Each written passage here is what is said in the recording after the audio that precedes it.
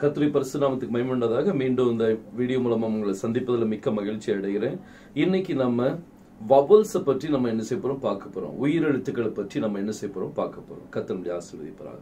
நம்ம ஜெபிக்கிறோம். தலை தாழ்த்தி நம்ம ஜெபிப்போம். ஸ்தோத்திரம் கர்த்தாவே, வானத்தையும் பூமியும் படைத்த எங்கள் எலோகின் தேவனே, எப்போது கர்த்தாவே நாங்கள் தேவனே கர்த்தாவே உம்முடைய மொழியை நாங்கள் கற்றுக்கொள்ள வாசிப்பதற்கு நாங்கள் பழக போகிறோம். அப்பா, இந்த உயிரெழுத்துக்களை நாங்கள் புரிந்து கொள்ள எங்களுடைய புரிந்து கொள்ளக்கூடிய தன்மைகளை நீர் தேவனை ஆசீர்வதித்தாங்க. நாங்கள் புரிந்து கொண்டு உம்முடைய வசனத்தை எபிரேய மொழியில் வாசிப்பதற்கு எங்களுக்கு உதவி செய்வீராக. எங்களை தாழ்த்தி உம்முடைய கரத்தறிகிறோம். மீட்பரும் இரட்சகருமாகிய யெகோஷுவா மேசியா நாமத்தில் கேட்டுக்கொள்கிறேன் ஜீவனுள்ள நல்ல பிதாவே, ஆமென். கர்த்தர் நம்மை ஆசீர்வதிப்பாராக. நம்ம இன்னைக்கு வவல்ஸை பற்றி நம்ம என்ன செய்ய போறோம் நம்ம பார்க்க போறோம். இந்த வவல்ஸ் ஆங்கிலத்துல நீங்க பாத்தீங்கன்னா மொத்தம் 3 வவல்ஸ் இருக்குது. ஏ, இ, ஐ, ஓ, யு. அதே மாதிரி நம்ம தமிழ்ல நம்ம இந்த ஹீப்ரு வவல்ஸ் நம்ம பார்க்க போறோம். 5 விதமாக நம்ம பார்க்க போறோம். முதலாவது விதம், அதாவது ஆ விதம் வவல்ஸ், இதை நம்ம பார்க்கலாம்.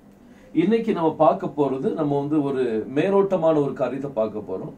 அது பிறகு இது ஃபர்ஸ்ட் பார்ட். அப்புறம் செகண்ட் பார்ட்ல நீங்க இன்னும் தெளிவாக நீங்க என்ன செய்வீங்க அதை நீங்க பார்க்க போறீங்க. இந்த ஆ என்கிற உச்சரிப்பு வர வேண்டுமானால், ஆங்கிற உச்சரிப்பு நீங்க கொடுக்கணும்னா அதுல ஒரு எபிரேய எழுத்து கீழே ஒன்னு டி இருக்கும், அல்லது ஹைஃபன் இருக்கும், ஹைஃபன் கூட கோலன் இருக்கும். இந்த ஒவ்வொரு வவல்ஸுக்கும் ஹீப்ருல நிக்குத் அப்படின்னு சொல்லுவாங்க. இந்த ஒவ்வொரு நிக்குதுக்கும் ஒவ்வொரு பெயர்கள் உண்டு. ஆனா அதை நம்ம இப்ப பார்க்க போறது இல்ல. அதை நம்ம செகண்ட் பார்ட்ல நம்ம அந்த பெயர்கள் இன்னும் தெளிவான உச்சரிப்புகள் எல்லாமே நம்ம என்ன செய்ய போறோம் பார்க்க போறோம்.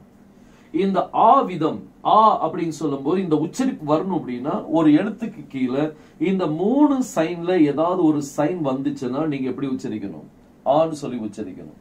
சோ உதாரணமா இப்ப நம்ம லாமெட் இருக்குது. லாமெடுக்கு கீழே நான் டி போட்டேன் அப்படின்னா அப்ப இதை நீங்க எப்படி உச்சரிக்கணும்? இது இந்த எழுத்து என்ன எழுத்து? லாமெட். அப்ப இந்த எழுத்தை எப்படி உச்சரிக்க கூடாதுங்கிறத நான் சொல்ல வரேன்.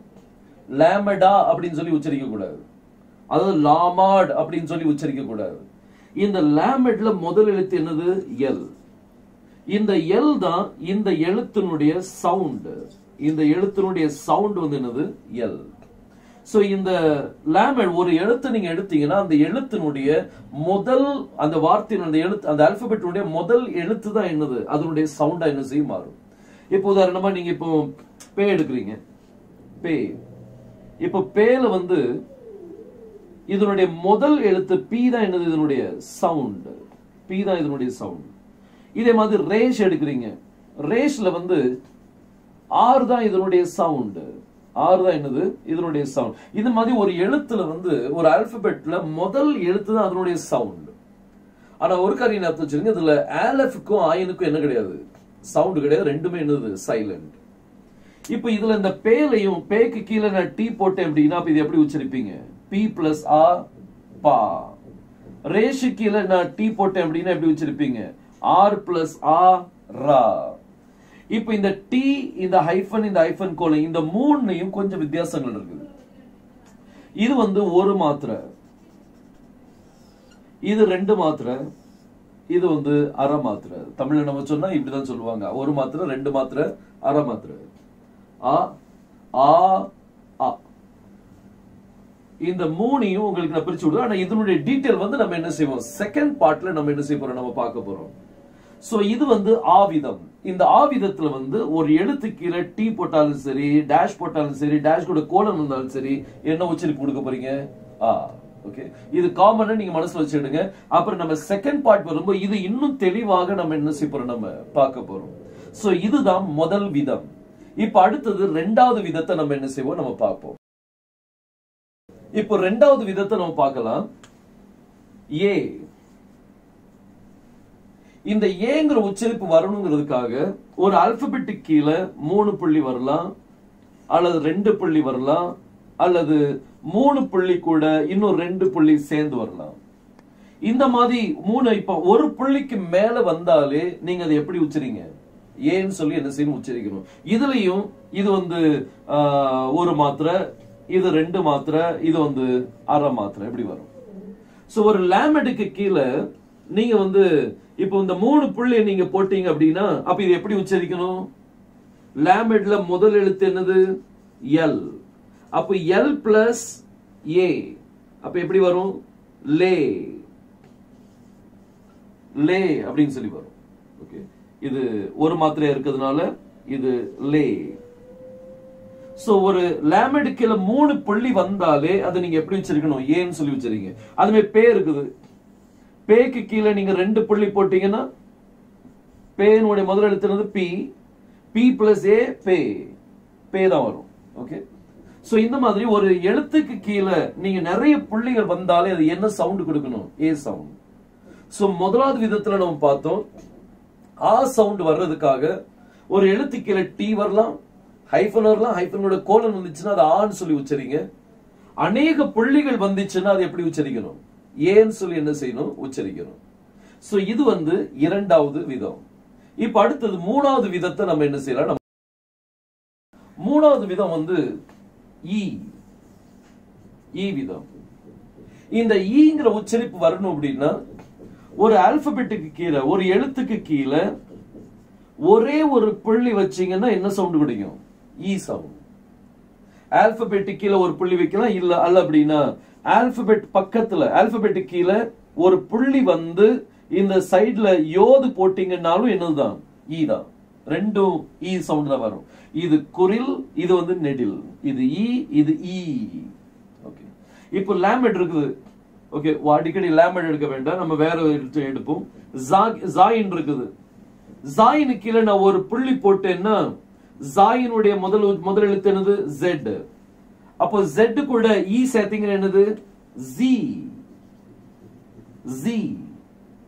ஓகே, ஜீன் சவுண்ட் வரும்.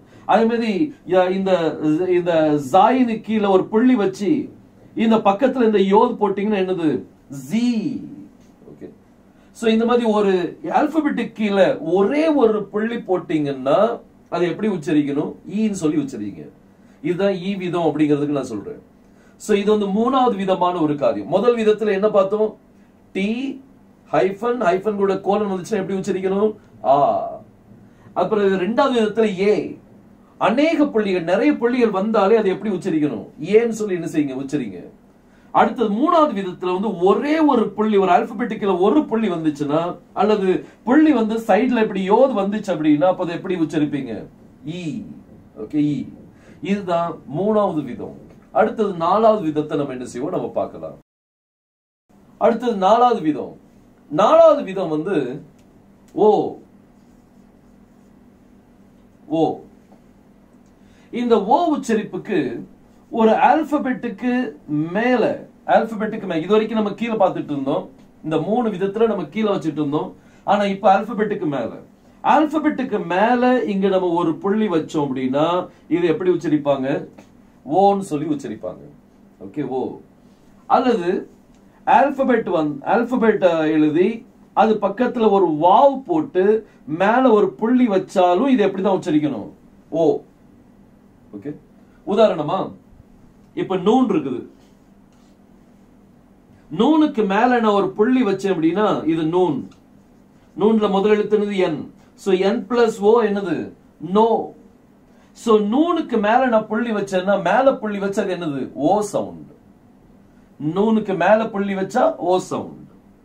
அடுத்தது இதே நூன் பக்கத்துல நான் ஒரு வாவ் போட்டு மேல ஒரு புள்ளி வச்சேன்னா இதுவும் என்னதுதான், நோ தான். ஓகே, இது நூன், நூன்ல முதல் எழுத்து என் எடுக்கணும், பக்கத்துல ஓ. சோ என் பிளஸ் ஓ, நோ. இதுல நீங்க குரில், இது நெடில் அப்படின்னு சொல்லி சொல்லுவாங்க, நோ, நோ அப்படின்னு சொல்லி வரும். சோ இது நாலாவது விதம். சோ முதல் விதத்துல என்ன இருந்துச்சு, ஒரு ஆல்பபெட்டிக் கீழே டி, ஹைஃபன், ஹைஃபன் கூட கோலன் வந்துச்சுன்னா எப்படி உச்சரிக்கணும், ஆ. ரெண்டாவது விதத்துல ஒரு ஆல்பபெட்டிக் கீழே அநேக புள்ளிகள் வந்தா எப்படி உச்சரிப்பீங்க? ஏ. மூணாவது விதத்துல ஒரு ஆல்பபெட்டிக் கீழே ஒரு புள்ளி வந்தா எப்படி உச்சரிக்கணும்? இ. நாலாவது விதத்துல ஒரு ஆல்பபெட்டுக்கு மேல ஒரு புள்ளி வந்தா எப்படி உச்சரிக்கணும்? ஓ. ரைட், ஓ. இப்ப அடுத்தது ஐந்தாவது விதம். இப்போ ஐந்தாவது விதம் ஊ.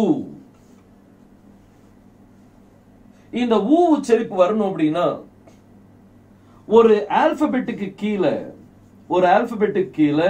3 புள்ளி சரிவா வந்தா இது எப்படி உச்சரிக்கணும்? ஊ. ஆல்பபெட்டுக்கு கீழே 3 புள்ளி சரிவா வந்தா இதை ஊ உச்சரிக்கணும். அல்லது ஒரு ஆல்பபெட் பக்கத்துல வாவ் போட்டு பக்கத்துல ஒரு புள்ளி வச்சீங்கனாலும் இது என்னதுதான்? ஊ. இது வந்து ஊ, இது வந்து ஊ நெடில், குரில் நெடில். ஊங்கிறதுக்கு ஆல்பபெட் கீழே 3 புள்ளி என்ன வைப்பாங்க, அல்லது ஆல்பபெட் பக்கத்துல வாவ் போட்டு ஒரு சைடுல புள்ளி வச்சீங்கன்னா இது என்னது? ஊ. உதாரணமா இப்போ காஃப் போடுறேன். காஃப் கீழே நான் 3 புள்ளி இப்படி சரிவா போட்டேன்னா இது எப்படி உச்சரிப்பீங்க? காஃப். இதனுடைய முதல் உச்சரிப்பு முதல்ல என்னது? கே. சோ கே பிளஸ் ஊ, கூ, கூண்டு வரும். அதே மாதிரி காஃப் மீதி போட்டு நீங்க வாவ் போட்டு சைடுல இப்படி புள்ளி வச்சீங்கன்னா இது என்னதுதான்? கூ. ஓகே, இது குரில், இது வந்து என்னது? நெடில். கூ, இது வந்து கூ. சோ ஊ விதம், ஊங்கிற உச்சரிப்பு வரணும் அப்படின்னா இந்த மாதிரி 3 புள்ளி சைடுல வரும், அல்லது ஒரு எழுத்து பக்கத்துல வாவ் போட்டு நீங்க என்ன செய்ய வேண்டிய புள்ளி வைக்க வேண்டியிருக்கும். இதுதான் என்னது? ஊ சவுண்ட். சோ இந்த மாதிரி ஒரு எழுத்துக்கு கீழே ஒரு எழுத்தினுடைய உச்சரிப்பு வந்து எப்படி ப்ரொனவுன்ஸ் பண்றது ஆவிதம் பார்த்தோம். ஓகே, நம்ம இப்போ 5 விதத்தை நம்ம என்ன முடிச்சிருக்கிறோம். இப்போ ஒரு சின்ன ரிவிஷன் நான் உங்களுக்கு பண்ணி விடுறேன். ரிவிஷன் பார்ப்போம். ஒரு ஆல்பபெட்டிக் கீழே டி ஹைஃபன் ஹைஃபன் கூட கோலன் வந்தா அதை நீங்க ஆன் சொல்லி வச்சிருப்பீங்க. ஒரு ரெண்டாவது விதம், ஒரு ஆல்பபெட்டிக்ல நிறைய புள்ளிகள் வந்தா எப்படி உச்சரிக்கணும்? ஏ. மூணாவது விதம், ஒரு ஆல்பபெட்டுக்கு கீழே ஒரே ஒரு புள்ளி வந்தா இ. நாலாவது விதம், ஆல்பபெட்டுக்கு மேல ஒரு புள்ளி வச்சா அது என்னது? ஓ. அடுத்தது ஆல்பபெட்டுக்கு கீழே 3 புள்ளி சரிவா வந்துச்சுன்னா அது எப்படி உச்சரிப்பீங்க? ஊ. இந்த மாதிரி 5 விதம் தான் இருக்குது. இது ரொம்ப சிம்பிளான காரியம். நீங்க ஹீப்ரு பைபிள் ஓபன் பண்ணி நீங்க மெதுவா வாசித்து பழகுங்க. மெதுவா வாசித்து பாருங்க, கொஞ்சம் கொஞ்சமா வாசிங்க. நீங்க கீழே கொடுக்கப்பட்ட ஸ்கிரீன்ல கொடுக்கப்பட்ட நம்பருக்கு நீங்க டயல் பண்ணி அவங்க வாட்ஸ்அப் மூலமா நீங்க உங்களுடைய வாய்ஸை நீங்க என்ன செய்யுங்க, எனக்கு அனுப்புங்க. அதை கேட்டு அதுல என்ன மிஸ்டேக் இருக்கோ அதை நான் உங்களுக்கு ரெக்டிஃபை பண்ணி தாரேன். கர்த்தர் உங்களை ஆசீர்வதிப்பாராக. இந்த பவல்ஸ் நீங்க இப்ப நிக்கோத பற்றி நீங்க இப்போ படிச்சிருக்கிறீங்க. இது ஃபர்ஸ்ட் பார்ட். இது வந்து காமனா எப்படி உச்சரிக்கணுங்கிறது பார்த்திருக்கிறோம். செகண்ட் பார்ட்ல வந்து இன்னும் அதிகமாக தெளிவாக நம்ம இந்த நிக்கோத பற்றி என்ன செய்ய போறோம், நம்ம பார்க்க போறோம். Till then, கர்த்தர் உங்களை ஆசீர்வதிப்பாராக. ஆமென்.